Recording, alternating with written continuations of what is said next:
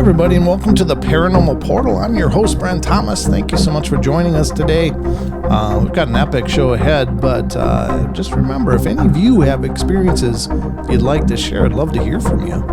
You can either email me at paranormalportalradio@gmail.com or head over to paranormalportal.net and scroll down and find the button that says Interview Me, and that'll allow you to look at a calendar of possible times and dates and find a date that works for you.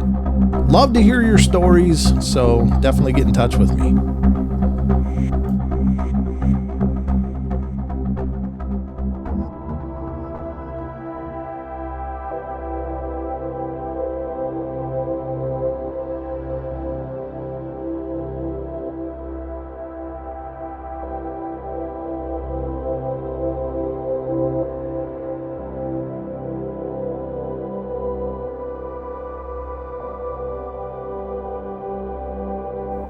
Hey everybody, and welcome to the Paranormal Portal. I'm your host, Brent Thomas, and really appreciate you guys tuning in and being a part of the journey as always. Special thank you to all of you out there who continue to recommend the shows to people who might not have heard of the Paranormal Portal. I love hearing from new listeners and hearing how they were referred, so thank you all very much. We've got an exceptional show lined up for you guys today. I am interviewing Colleen Coffman, who is an author, and her book is The Adventures of a Sketch Diary. And this is based on her own personal experiences with a whole spectrum of paranormal weirdness. So this is going to be great. And that book is available now through Hangar One Publishing. And you can find it on hangar1publishing.com or anywhere else online or brick and mortar stores. So without further delay, let's get her on here. Hey, Colleen, welcome to the show. Thanks for coming on. Thank you. It's great to be here. Oh, the pleasure's all mine. As you and I have been talking just a little bit, but I've always liked to start with, where did this start for you? Is this a lifelong journey, or did something just happen one time and then all kinds of craziness happen? Where did it begin? No, I was a weird little kid too. No, actually, I've been right in the middle of paranormal everything since I can remember, really. My parents were so cool about it too. Oh, good. Okay. So yeah. This is... I started by talking to dead relatives whenever I was a child, or seeing things in the shadows that creeped everybody else out, but maybe they didn't exactly see them, and that kind of thing. When I went to my mom and said there's a monster in my closet or under my bed, yeah, she would come in and turn all the lights on and wasn't or she'd say, why don't you just climb in bed with me and we'll wait till your dad gets home. Oh, so she believed you, in other words. Oh, absolutely, yeah, for sure. Wow, that's pretty powerful, because a lot of times parents are always like, oh, it's a bad dream. It's your imagination. Go back to bed. I know. And no, they knew better. Oh, that's good. That's good. So when you had these encounters with dead relatives, do you remember those even to this day? Oh, sure. Yeah, I do, for sure. So you were... Go ahead. You were able to have just a complex dialogue at that point, huh? Oh, yeah. Yeah, I have always been the strange one.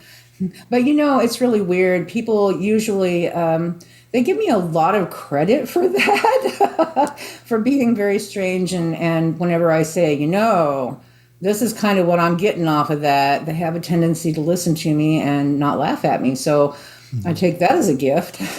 Yeah, that's incredible. And I think those kind of experiences are incredibly profound. I've always marveled at that.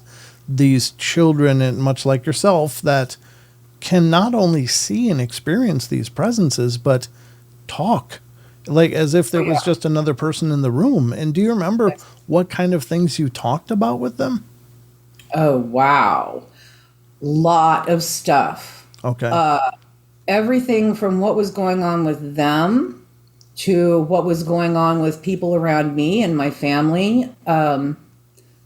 Just, an assortment of things. I will giggle all of a sudden out of nowhere, and my husband will say, what was that? Well, it was because somebody just whispered something in my ear, and I found it to be entertaining. That's what. Wow. It's an odd thing. But yeah, no, everything. They talk about everything. Okay. Sometimes it's pertinent, and sometimes it's just out of the blue weirdness. And that's not something you ever outgrew then. It stayed with you your whole life? Oh yeah. Oh yeah. And especially over the last few years, it has gotten much more. Wow. That's interesting that you say that. And I don't mean to sidebar or spiderweb off too much, but it seems to me that this is a pretty incredible time for whatever reason. And I don't think I understand it necessarily, but ever since 2017, I just felt like, oh my God, this is a really important time. Is that your take as well? 100%. Yeah. And it just keeps spiraling more and more and more. Yeah. 2020 was, I think that's when the hammer hit really hard, and it hasn't let up. It has just been a big old spiral ever since. Wow. Is this a good thing, do you think, or is it bad, or is it just a transition? I believe that we're evolving. Okay. And so I take that as being a very positive thing, not only for us, but, for the planet and everything that lives on or in or under the planet. Yeah. That's a good take, and I think you're right. That really jives with what I've been getting. And I'm not claiming to be a psychic or anything, but I don't know what it was. It was like it hit me like a hammer in 2017, and I was like, oh my God, this is whatever's going on now is like really, really, really important. So it's all happening. Right, it really is. It's like there is a change going on. That's really fascinating. Okay, but take us through some of your experiences. I don't know if you want to go chronologically or do you just want to go by topic, but what kind of things have you seen? Ooh-wee. Well, I have some experience with just about every kind of paranormal, anything that you can name. It's all been a part of my life, my whole life. Mm-hmm. I have seen UFOs.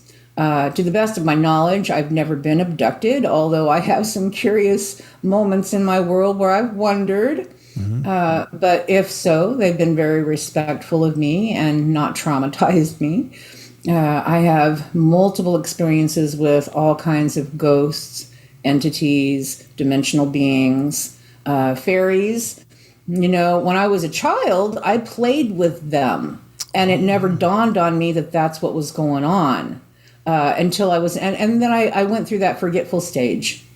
Okay. So, I kind of made fun of my mom and dad when they were setting up their fairy houses and talking about what kind of grain they liked or what kind of alcohol they were going to set out for them or what kind of gifting they were going to do. Until I started seeing them again.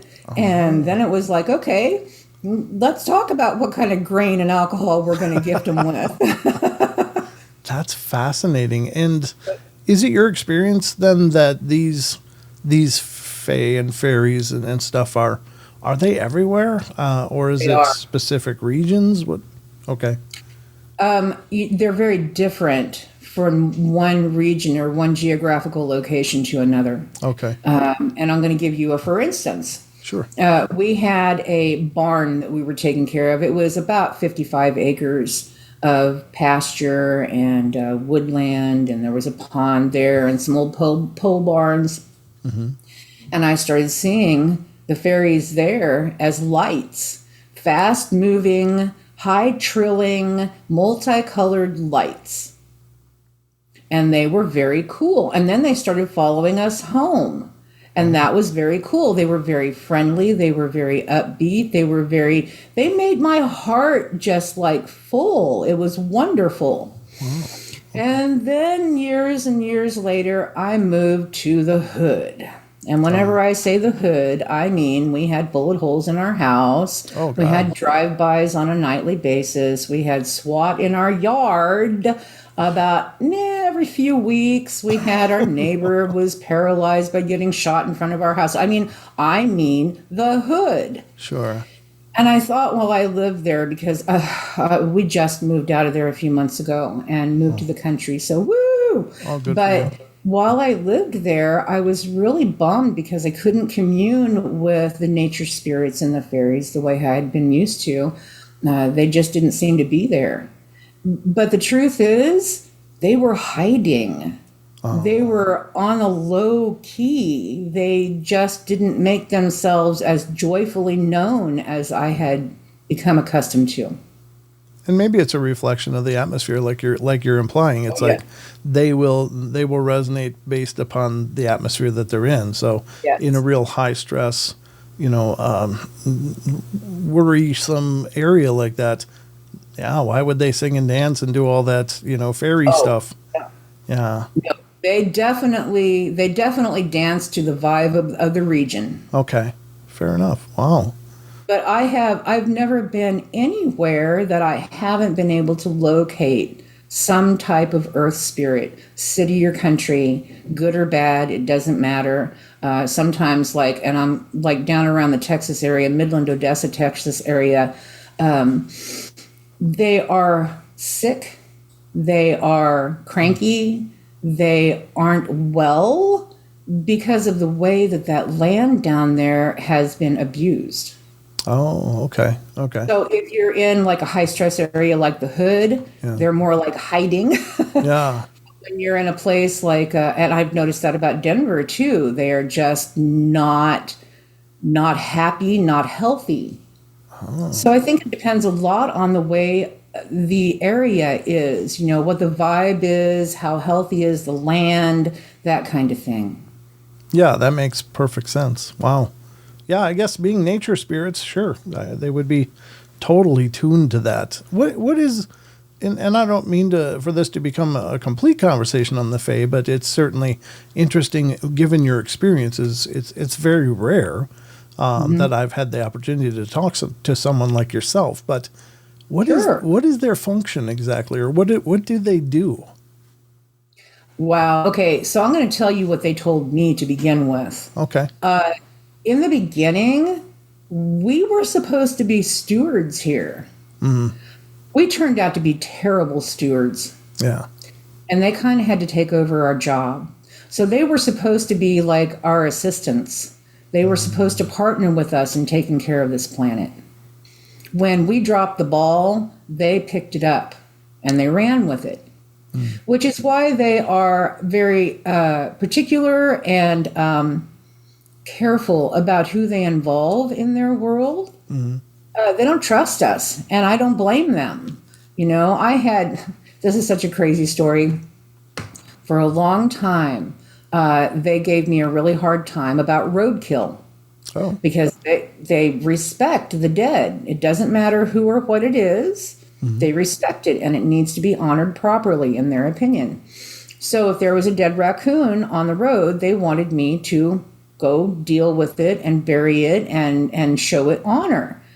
And what I said to them was, okay, but on 71 highway during rush hour traffic, I don't want to be that next roadkill. So we had to come to an agreement there that, I can't always do stuff like that because it's not okay.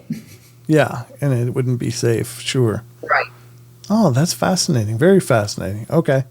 Well, I understand, as you and I discussed before the show, that you have another book in the works that will deal more directly with that, correct? I do, yes. Okay. Yep, and this is a working title, so we'll see where this goes. But fairies, cryptids, and ghosts. Oh my! I like that. Lions, tigers, and bears. Oh my! Yeah, that's great. How about cryptids? What has your experience been with cryptids? So I have some really interesting experiences there. When I was a teenager, my grandparents had a property down around Humansville, Missouri, which is, if you ever watched Petticoat Junction, that's what they wrote that show about, was Humansville, Missouri. Okay. Anyways, my grandparents had about 40 acres down there, and we would go down a lot. When I was about 16 years old, it was me and my brother and sister and a boyfriend, and we went down and decided we were going to camp down there. So we went just inside the wood line, and we started taking out, it was getting to be about dusk. Mm-hmm. We started taking out the saplings and getting the area ready and getting our fire going, putting up our tent, blah, blah, blah. And it was so loud with the frogs and the crickets and all of that stuff that we were literally yelling at each other while we're getting our camp made. Okay. So then we decided we were going to climb into our tent and do a little teenage stuff. Okay. And while we were in there, it got so quiet. We were literally whispering to each other going, why is it so quiet? What just happened? And then there was this smell. And the only way that I could describe it was a mix of like rotting gasoline and like sulfur or garlic-ish. Oh, wow. Okay. And then there were these very heavy footfalls that came up to our tent from behind. We were terrified. Yeah. Yeah. My boyfriend at the time grabbed up a pump-action BB gun. He pumped it up about 20 times and went flying out of the tent and screaming at this thing, and there was nothing there. But while he was out there screaming at whatever was not there, there was a little white orb, maybe, I don't know, that big around maybe. Oh, okay. Like a dollar? Came flying, about that. Came flying through the tent, just bright and brilliant. And so I always wondered what that was. Well, then we had many other experiences in those woods, and it all led me to believe that there was a Sasquatch down there. Mm-hmm. It was about 40 acres that my grandfather owned, but it was in the middle of thousands and thousands and thousands of acres of farmland and woodland down there. Oh. So that's kind of what I'm thinking, is that was probably a Bigfoot. Yeah, it certainly has the hallmark with the bad smell, the heavy footfalls, the forest essentially holding its breath. That is such a big one.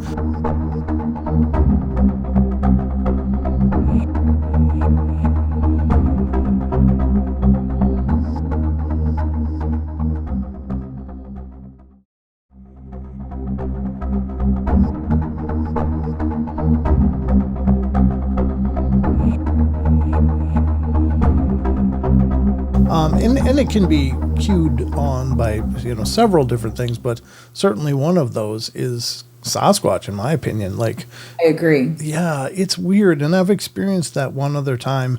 Up here, I live in the north of Idaho, up in the mountains, and I went and helped out a friend check on his cabin, and it was like the whole forest up there was just like it was all holding its breath.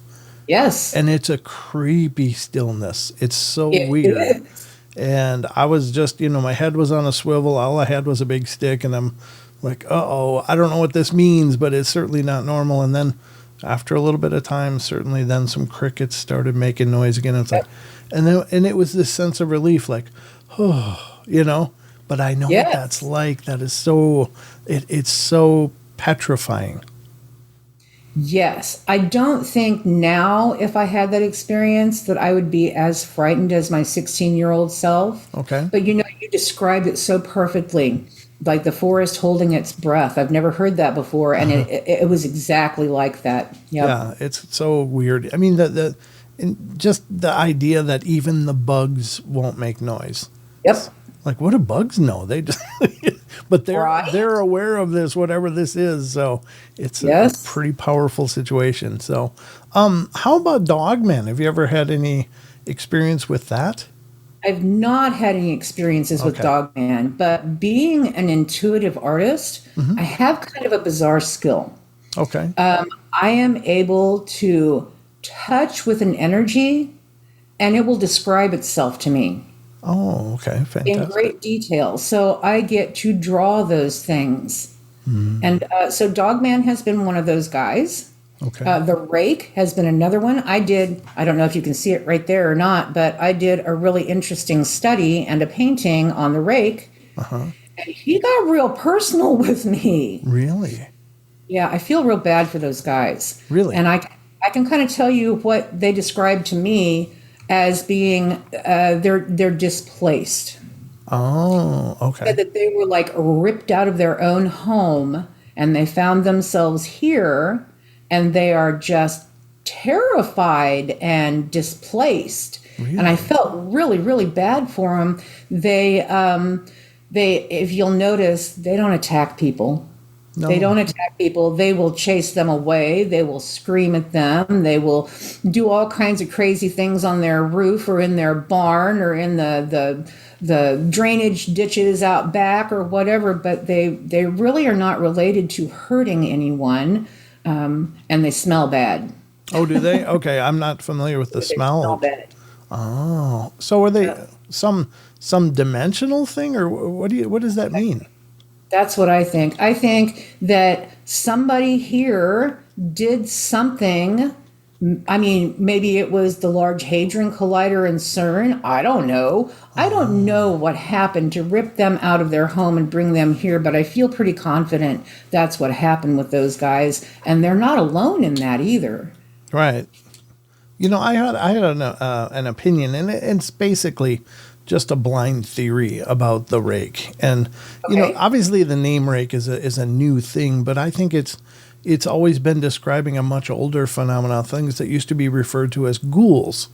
Yes. And ghouls were always sighted around cemeteries and digging up corpses. But then at some point we started using formaldehyde in our remains, and so maybe that removed that as a food item, and so they had to change their modus operandi or whatever. Yep. Well, there always seem to be digging. Yes. Whenever people find them, they're digging or they're hiding. Yeah, and so it seems to me that maybe it's a rebranding of a very old phenomena, but that's very interesting. That's very possible. I think that's fascinating. I appreciate those potential insights too, because part of this journey for me has been to try to understand, because I know this stuff often shows itself and it's startling, it's unnerving, but I don't think it's necessarily a scary thing. It's just unusual for us, so we react in a very human way, in that I don't know what this is, it's frightening me, But I don't. Not only that, but a lot of these entities also want you to be frightened, so they don't have to be so scared of you. You'll go away. Okay. Yeah, I mean, it's certainly a plausible idea, and I kind of like that, to be honest with you. I like the idea that maybe they're just as confused about us as we are of them. And terrified of us. Yeah. They're scared of us. And as far as Dogman goes, I don't think he has any reason to be scared of us, but I think he is. And I think that they've been around for thousands of years. Sure. I mean, let's look at Anubis. What does Anubis look like? Yeah, the jackal. Yep, that's true. And the Beast of Bray Road is often been described as like looking something like Anubis, which I thought was very interesting. And some Dogman reports are. Others look very much like the classical werewolf. Like one of the most common parallels that people say is it looks like the werewolves on the Underworld movies. Yes, that a Dogman looks like that. But you're right. It's a kind of a personification of a human and the mix with these wolves. So it's fascinating. But yeah, I mean, and then there's the cynocephaly as well, the ancient dog-headed warriors from the old world. But yeah, it's fascinating, isn't it? Yes, it is. Okay, so we're kind of doing the 30,000-foot view of your experiences at this point. You said you've seen UFOs. Would you mind describing some of that? Oh, yeah. The craziest one I think I saw was with a whole group of us whenever I was a teenager. Mm-hmm. And they, and I've seen so many UFOs in my life, I just couldn't honestly even plot them all out. But on this particular occasion, it was the first one that I recall seeing. And we had a place that we used to go as teenagers. We were all weird that way. We've been doing, paranormal investigations our whole lives together. This would have been in about 1984-ish, I guess. I was still in high school. And, we were all out at this place we called Sleepy Hollow. Well, Sleepy Hollow was an old Kansas City swim club that had been blown up and just left. Oh. So it was in the middle of, it was kind of in the suburbs, but like the Albino Farm in southern Missouri, it was kind of in a neighborhood, but you wouldn't know it was there unless you knew it was there. And we knew it was there. So we used to go and check it out because it was incredibly haunted. You heard things while you were there. You saw things while you were there, blah, blah, blah. Well, on this particular night on our way out, we tripped over a ghost and we scared him as much as he scared us. Really? We were walking along the path on our way out, and this guy was standing next to the path, and my sister said, "Whoa, I almost tripped over you." And this guy knelt down like he was trying to hide from us, but you could see through him. Oh. Whoa. So we were all and then he disappeared. So we were all quite freaked out about that. We climbed into two respective cars and we were going back to my mom and dad's house. Mm-hmm. And on our way, there was, hanging over Longview Road, I will never forget this, there was a triangle, and it was not very far above the tree height. And there were three white, bright white lights at each corner, and they were connected by these lighter blue beams all the way around. Well, when I saw it, I started beating on the driver, pull over, pull over. So he pulled over, the car behind us pulled over, we all went running back up onto the road, and it went near. Really? Gone. Wow. Yep. There was another time I was with my sister in Grandview. This was actually all over the news, and we didn't realize it until the next morning. But we were on Blue Ridge Boulevard in Grandview, and there was this red and this blue light that were huge, and they were separated, and they were very slowly flashing. And so we pulled over into a car wash to see what in the world that was. And then it disappeared. And when we got back into the car, and I'm coming clean here. We had been smoking a little weed. Okay. And we had on a roach clip, and it disappeared along with my hairbrush. Really? We looked everywhere, gone. So my sister and I decided that they must have wanted our DNA, and they owed us a joint later. Well, there's certainly that possibility. Fascinating, huh? It was very strange. And since then, I've not had as many up close. I did have one up close incident in Green Valley later, whenever I had 3 kids at the time and my ex-husband and all of that good stuff. But I did have another experience in Green Valley with UFOs. And at the time, I was investigating some crop circles that had taken place in Highland, Kansas, and in Odessa, Missouri. And I was having just all kinds of wild activity around my house during that time. It just really amped the activity to an incredible degree. And they came in one night. I was so tired. We'd been gone for the weekend. I came back home, and it felt like somebody, every time I just start to fall asleep, somebody would grab the corner of my bed and just shake it, shake me awake. And so I assumed that I was dealing with a spirit. Right.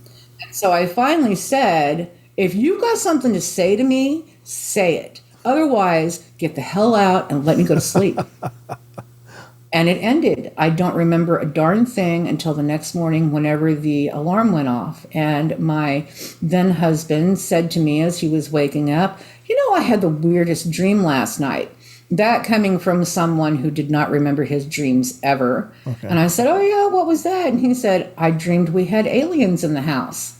Ooh, wow. So then I went into the kitchen to get everybody ready for school and work. And I had one whole wall where I had kid things hung on that wall. And they had been changed around all the way to the ceiling. No. And my back door was unlocked. Oh, wow. Yep. That's so wild. Yep.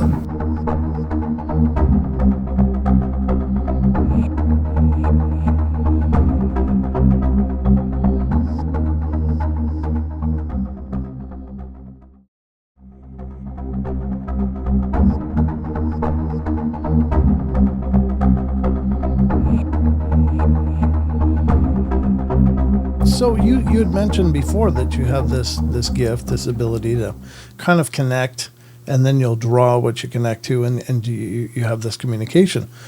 Have you tried that with these extraterrestrials, these aliens, these whatever? Oh, yes. Oh, yes. And I don't know that all of them are necessarily extraterrestrial. Right. I want to say extra dimensional. For instance, I'm dealing with one right now that, and I'll talk about him in my next book. But it is, I don't know how to describe this, so bear with me here. He always visits at night. I have seen him several times. Usually he is transparent, except it looks like a whole network of nerves or plasmatic pathways that I can see in his makeup, in his physical being. It's like all of these surges of plasma, almost like our veins or our nerve network would look.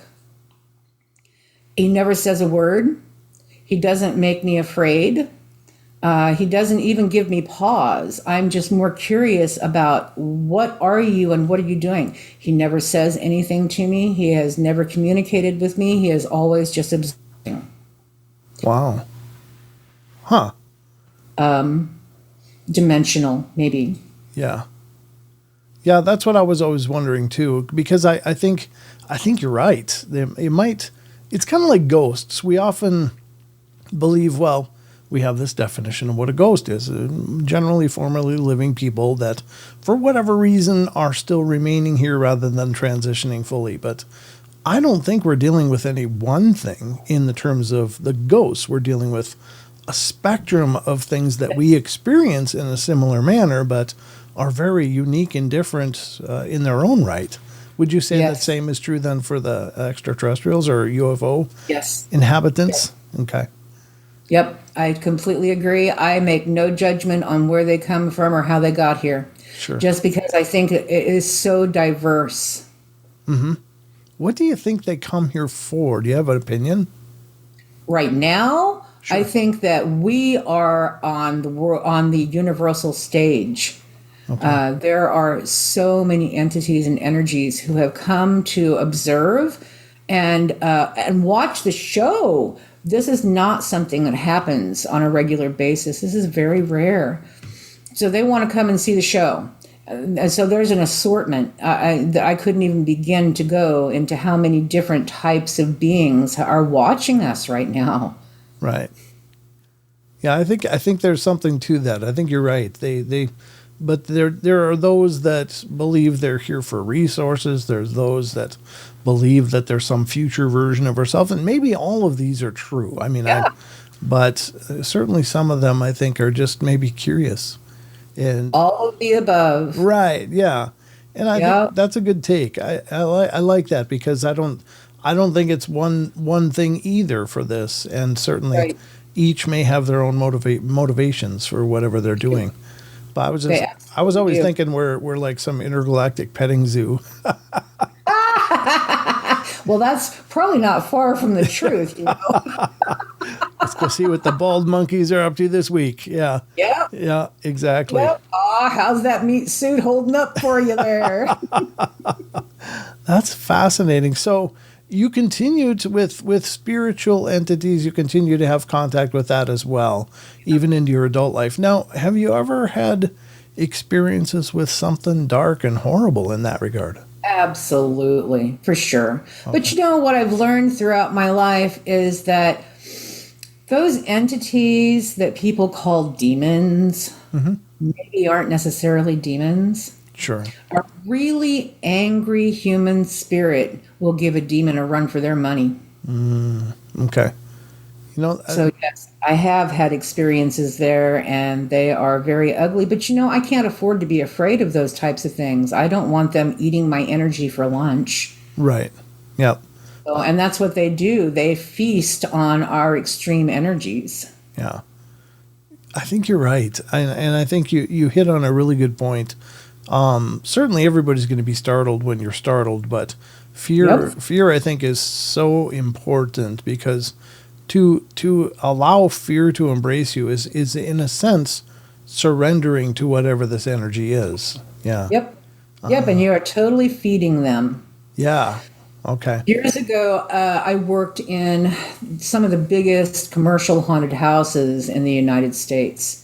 And I did a lot of their set design and their costume design and special effects and sound design and all that good kind of stuff. Well, on this particular occasion, I was revamping a set in a very haunted area. Yes, commercial haunted houses are really haunted by and large. That's a lot of energy, and so, yeah, it's a big draw.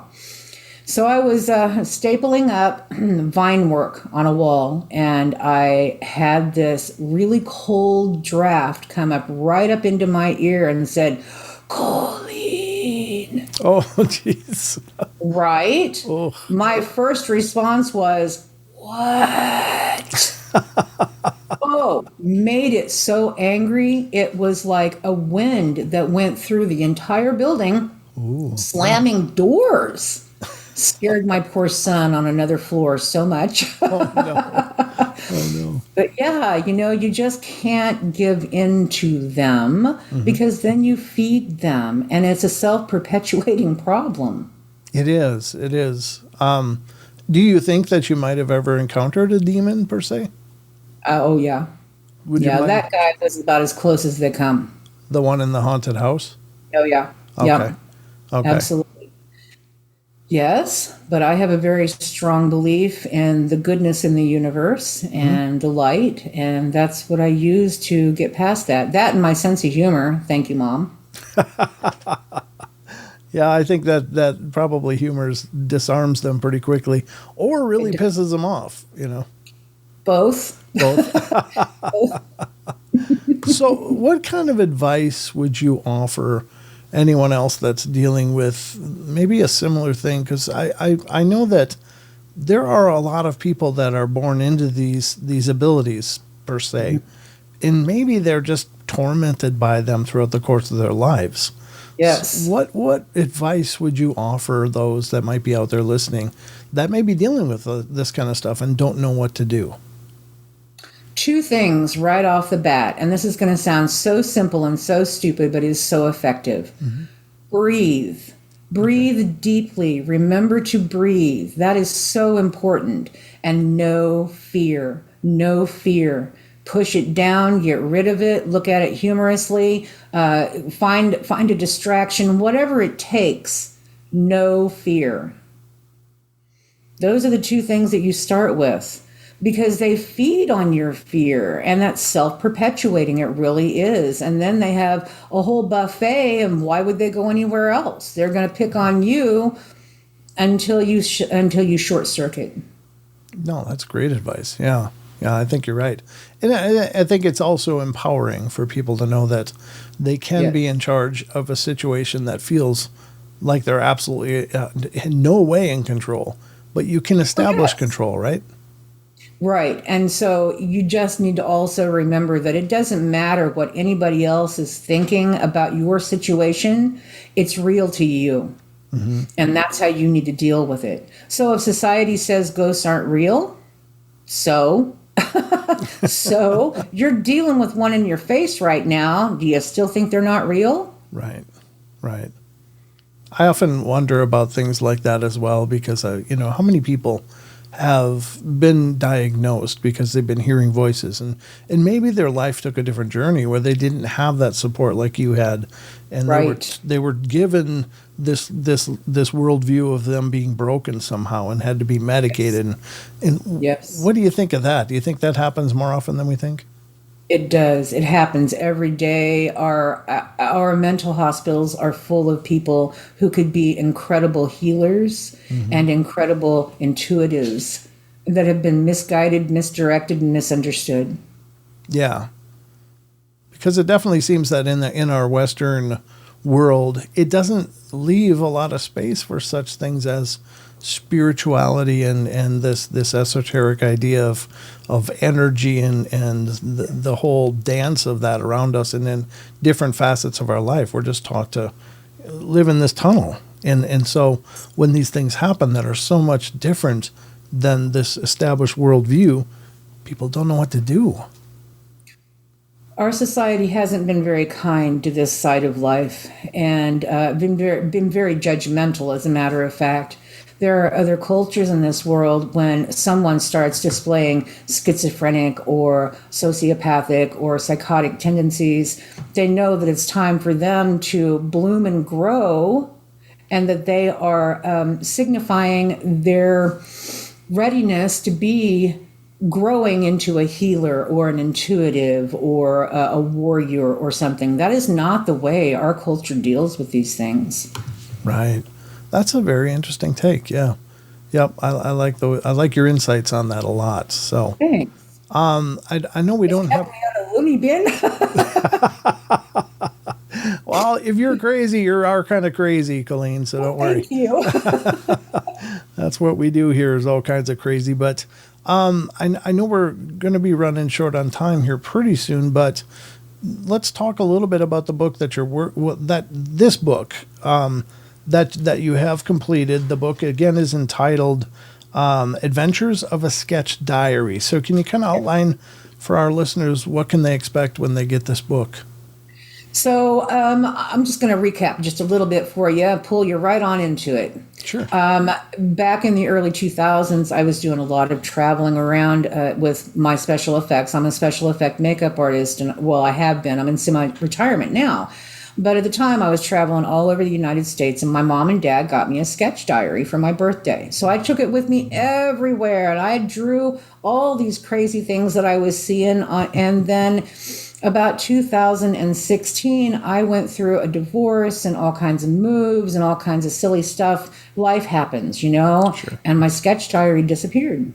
My storage bin was looted and robbed and burglarized. So I didn't know where this thing went. It just disappeared, and I grieved it very much. Okay. Mm-hmm. That would have been in 2014 that I lost it or realized that it was gone. Okay. And then in 2020, during the pandemic, I was at a friend's house. She was out of town, and I was watching her house and her pets. And I was sitting outside that night with the dogs, watching the fireflies. Okay. And I was thinking about the fairies, and I was missing all of that in my life. It had been too busy to have that in my life. The next day, I got a message from a young man who said, "Hey, I have your sketch diary, and I was wondering if you'd like it back." Oh, wow. 6 years after it disappeared. I had no idea where it went. And this young man, the day after, I was thinking about it so much. And there it was. So I went and picked it up, and I finished it, and I wrote the text to go with it, and almost immediately fell in with Hanger 1 like it was meant to be. Oh, very cool. So that kind of gives you a little insight there. So this is just a journal of sorts of your experiences through all. How many years would you say this encompasses? Oh, probably 12 or 13. Oh, fantastic. Okay. And it's now available on hanger1publishing.com. Do you sell it directly as well, Colleen? I just moved a couple months back, so okay. I haven't actually gotten my hooks in yet to do stuff like that, but okay. It is coming.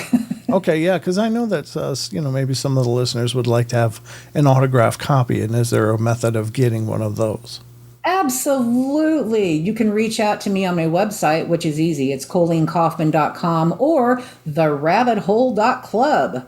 I also have a little podcast that I don't pay enough attention to over the last couple of years. Okay. But you can reach out to me there, and I will be happy to hook up with you.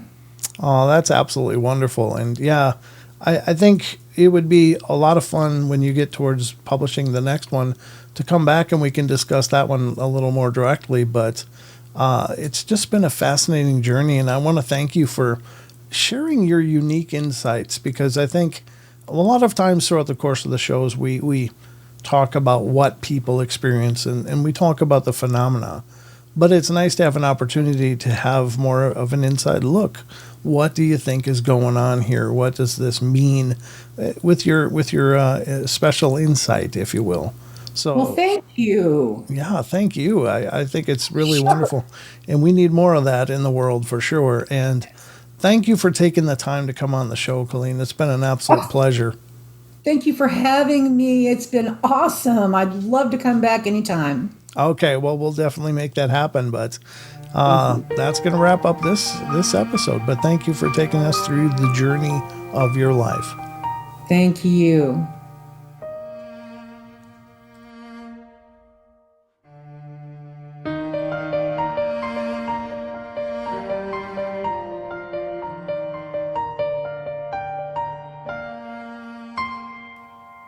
All right, everybody, that's going to wrap it up for us today. So hope you guys enjoyed the show, and thank you again so much for all your love and support. And remember, if you want to follow the Paranormal Portal, probably the easiest way is to head over to paranormalportal.net. And that's the homepage for the Paranormal Portal. And you'll find links to all of our different social media and sites and information about the shows, including our YouTube channel, which is youtube.com/paranormalportal. Or just look for Paranormal Portal on Google or whatever search engine, and you'll find links to our social media such as Facebook, Instagram, TikTok, and Twitter. So we're kind of all over the place, and we're spreading as well as we can. But anyway, thank you so much for the love and support. Y'all take care, and remember, we love y'all. Be good, be kind, be nice. Take care of each other, help each other out, find the magic in every day, and remember to laugh as much as you can. Until next time.